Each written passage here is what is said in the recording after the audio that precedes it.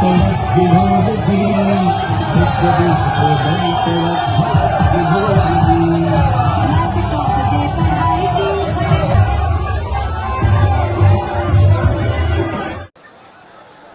सुबह से लगातार मुझे समाजवादी कार्यकर्ता दिखाई दे रहे हैं।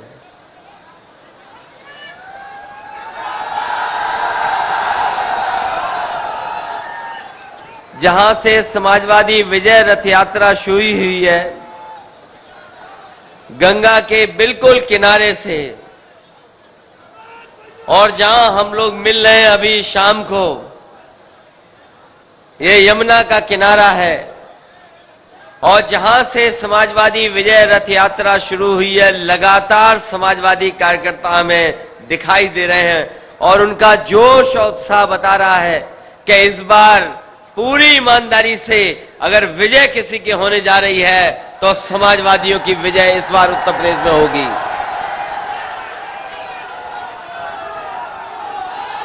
विजय यात्रा का मतलब केवल विजय नहीं है, ये समाजवादी विजय यात्रा, समाजवादी विजय रथ यात्रा, ये हमारे किसानों की विजय होगी, हमारे नौजवानों की विजय होगी, हमारे व्यापारियों की विजय होगी, हमारे पिछड़े भाइयों की विजय होगी, हमारे दलित भाइयों की विजय होगी, हमारे अल्पसंख्यक भाइयों की विजय होगी। गंगा मैया का आशीर्वाद किसने लिया था बताओ? एक समय गंगा मैया का आशीर्वाद मिला था किसी को, और उन्होंने भरोसा दिलाया था कि मां गंगा मैया को हम साफ सुथरा कर देंगे। बताओ आज कितने साल पूरे हो गए हैं? बताओ हमें कानपुर वाले लोगों, कहां गंगा मैया साफ हो गई?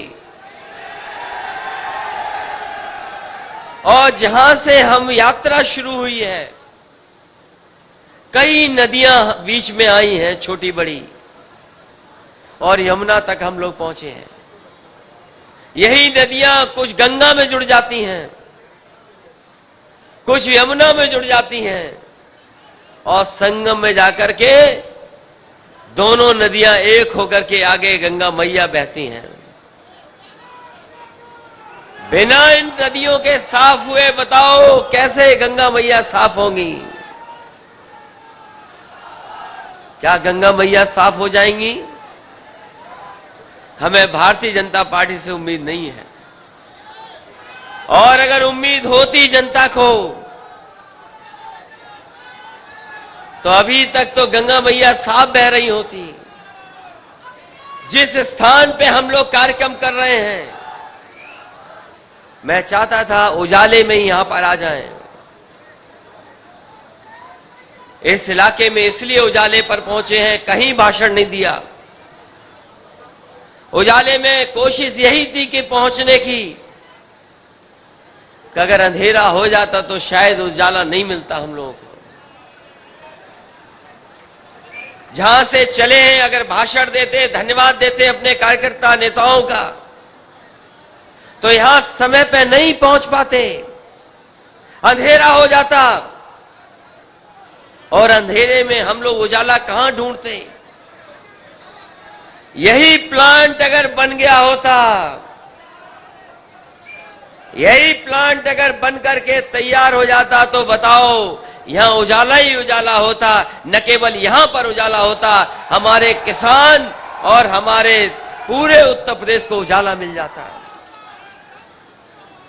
ये प्लांट कोई छोटा प्लांट नहीं है। समाजवादी सरकार नहीं होती तो ये बिजली का कारखाना नहीं लग पाता। अगर कहीं बिजली का कारखाना लगा यहां पर तो पूरा का पूरा समाजवादी पार्टी की देन है। समाजवादी पार्टी की सरकार नहीं होती तो शायद कारखाना नहीं लग पाता।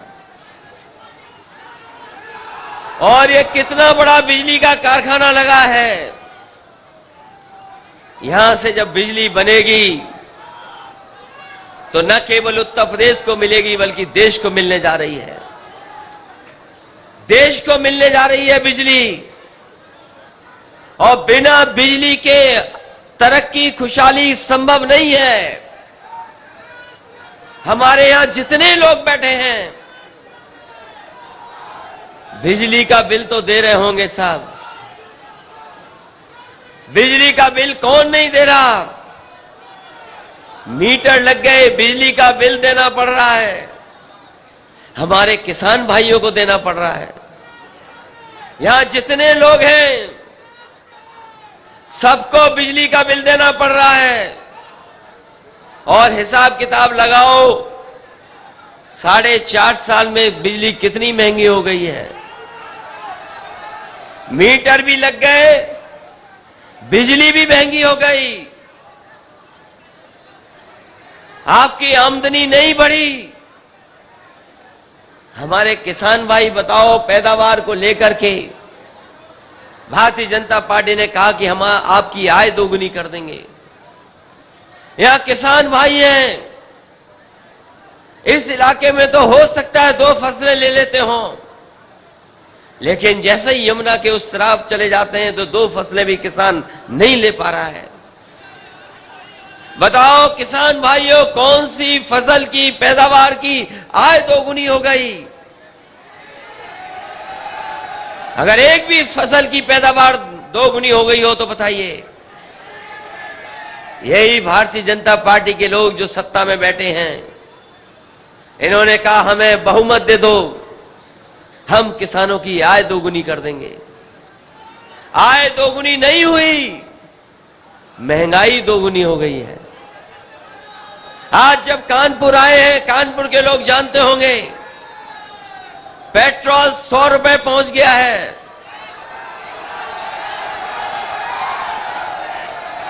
और डीजल भी धीरे धीरे पेट्रोल के पीछे चल रहा है।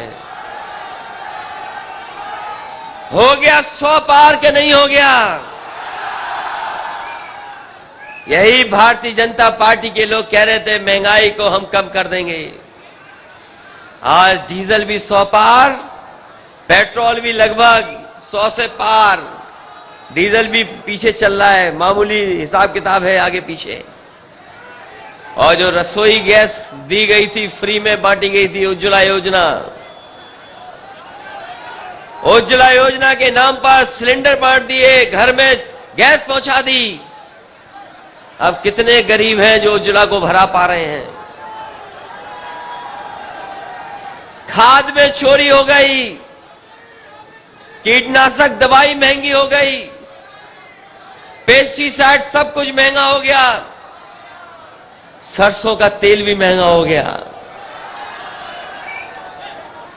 अगर पेट्रोल 100 के पार है तो सरसों का तेल भी 200 पार हो गया। ये महंगाई है। और कौन मुनाफा कमा रहा है? मुनाफा कौन कमा रहा है? ये बताना नहीं है, सब जानते मुनाफा किसके हाथ में जा रहा है।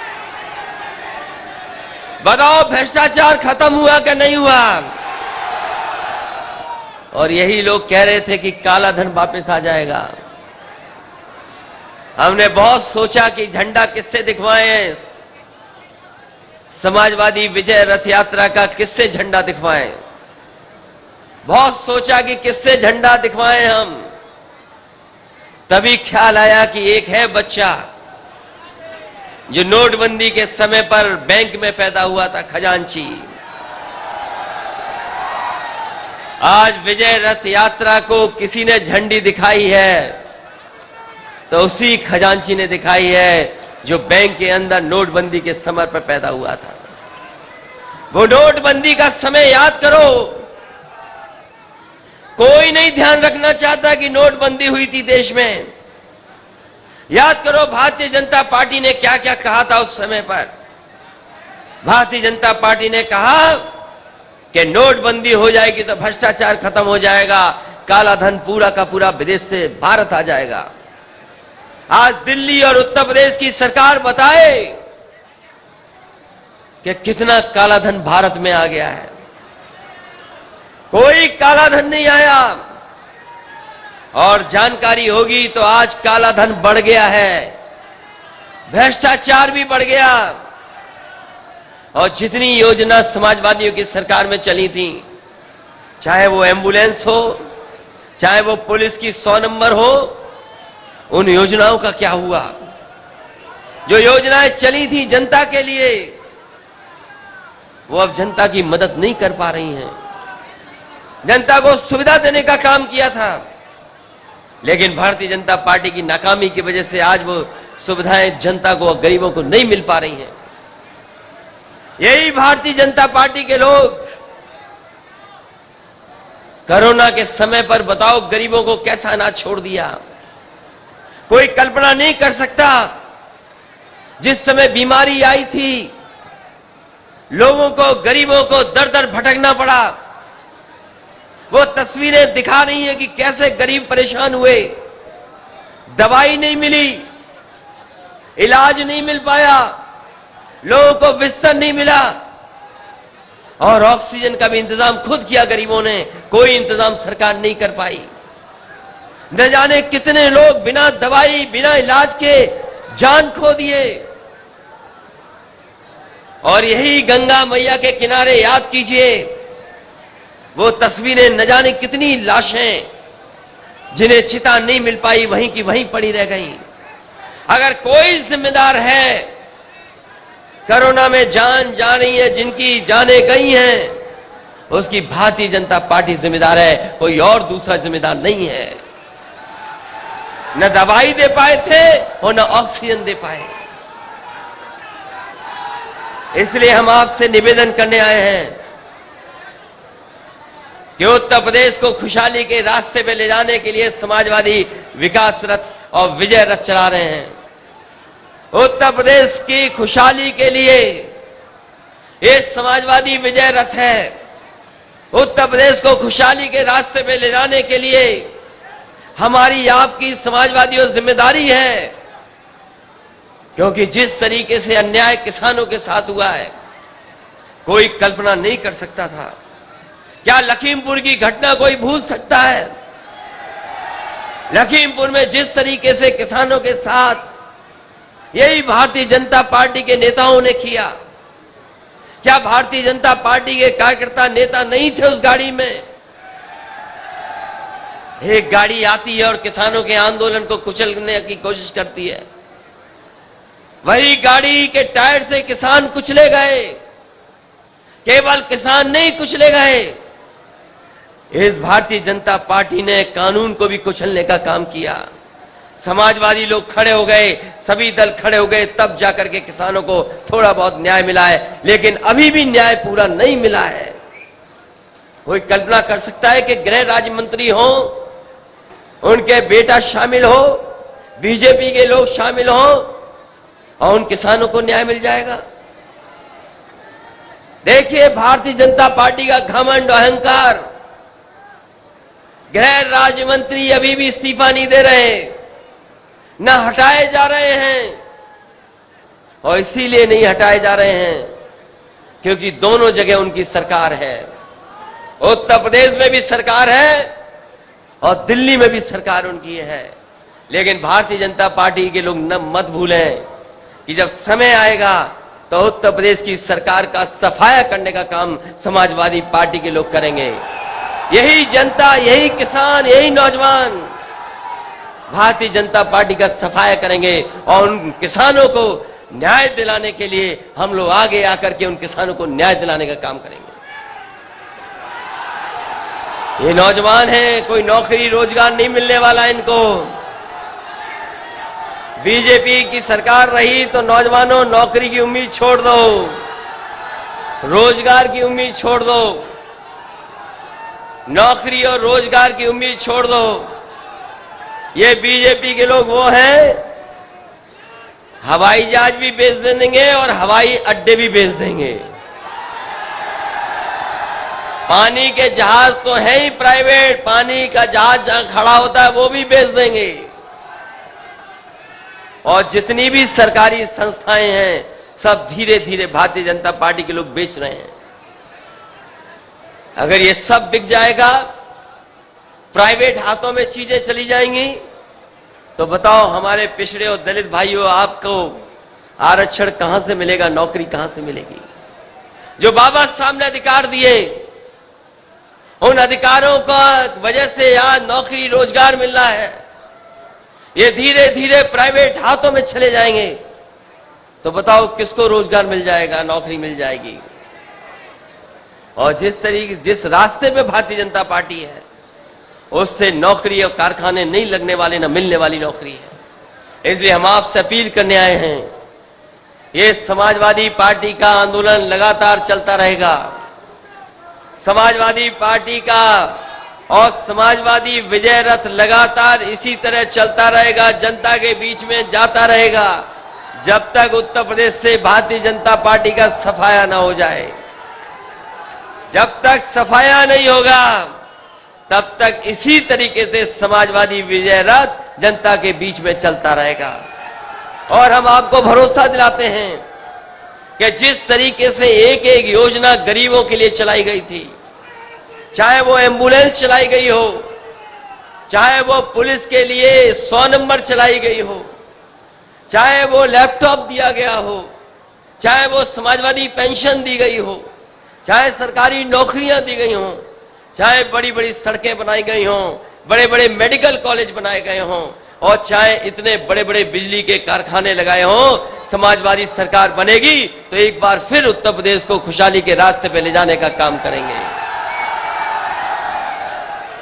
और इस प्लांट को शिलान्यास भी हम लोगों ने किया था।